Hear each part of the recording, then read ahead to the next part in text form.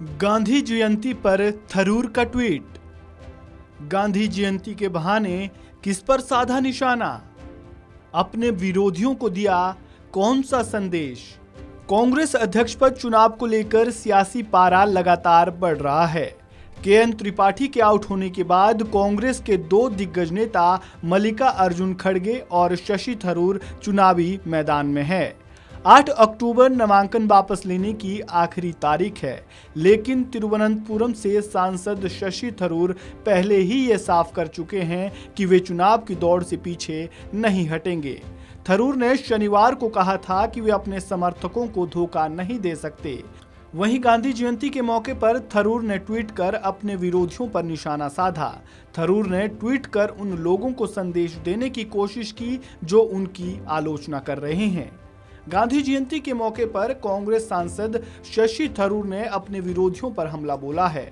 उन्होंने इस मौके पर फिर से ये संदेश देने की कोशिश की है कि वे विरोधियों की आलोचना से चुनाव से नहीं हटने वाले हैं। थरूर ने ट्वीट करते हुए लिखा, पहले वे आपकी उपेक्षा करेंगे, फिर वे आप पर हंसेंगे, फिर वे आपसे लड़ेंगे, फिर आप जीत जाएंगे।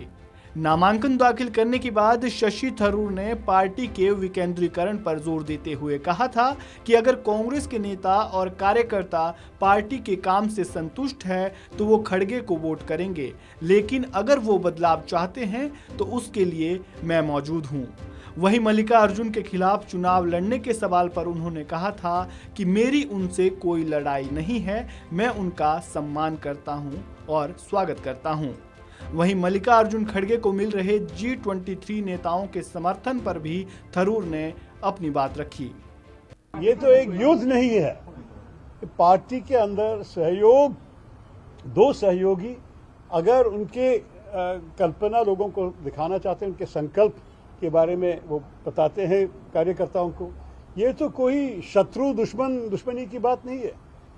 खड़गे साहब तो मैं बहुत सम्मान देता हूँ, मैं उनके साथ काम किया हूँ, 5 साल लोकसभा में वो लीडर ऑफ द ऑपोजिशन रहा। लेकिन ये G23 क्या है, असल में यही पूछना चाहिए, क्योंकि ये तो माध्यमों के मन में है। जैसे मैं जानता था कि 2-3 हमारे वरिष्ठ नेताओं एक चिट्ठी लिखी और वो दस्तखत मांगे कई लोगों से, लेकिन कोविड लॉकडाउन का समय था और उस समय सिर्फ 23 लोग उनको मिले दिल्ली में दस्तखत करने के लिए। लेकिन उन लोग, मेरे ख्याल में 100 से ज्यादा लोग का समर्थन मिले टेलीफोन पे, लेकिन ये चिट्ठी में 23 लोग साइन किए। उन 23 लोग में आपको पता है कि 3 लोग पार्टी छोड़ के चले गए और दूसरे पता नहीं उनके स्टैंड क्या है इसके बारे में। लेकिन उस चिट्ठी जो लोग साइन किए हैं उसमें कई बदलाव चाहते थे लोग। एक उदाहरण है कि चुनाव कि अध्यक्ष स्थान के लिए भी चुनाव और कांग्रेस वर्किंग कमेटी के लिए भी चुनाव। मेरे ख्याल में ये सब चलना अच्छी बात है। तो अभी कांग्रेस पार्टी कर रही है, मतलब ये चिट्ठी कांग्रेस पार्टी ने काफी गंभीरता से पढ़ के समझी है। अगर आप उनके बारे में बोल रहे हैं तो ये 23 लोग मेरे ख्याल में कभी भी एक साथ इकट्ठे नहीं हुए हैं मेरी जानकारी में। अगर उनमें से कुछ लोग, 4-5 लोग जो भी है, खड़गे साहब को मदद करेंगे, मैं बिल्कुल रिस्पेक्ट करता हूं। ये तो अच्छी बात है खड़गे साहब के लिए। लेकिन जब 9100 लोग अपनी राय को तय करके वोट देना है तो 4-5 लोग पूरे के लिए निश्चय नहीं कर सकेंगे ना।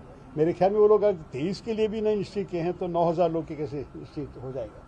कांग्रेस अध्यक्ष पद के चुनाव के लिए 24 सितंबर से 30 सितंबर तक नामांकन प्रक्रिया चली। नामांकन पत्र वापस लेने की अंतिम तिथि 8 अक्टूबर है। यदि शशि थरूर अपना नामांकन वापस नहीं लेते हैं तो इस स्थिति में 17 अक्टूबर को मतदान होगा और 19 अक्टूबर को इसके परिणाम घोषित किए जाएंगे। इस खबर में फिलहाल इतना ही। ताज़ा अपडेट्स के लिए आप बने रहें वन इंडिया हिंदी के साथ।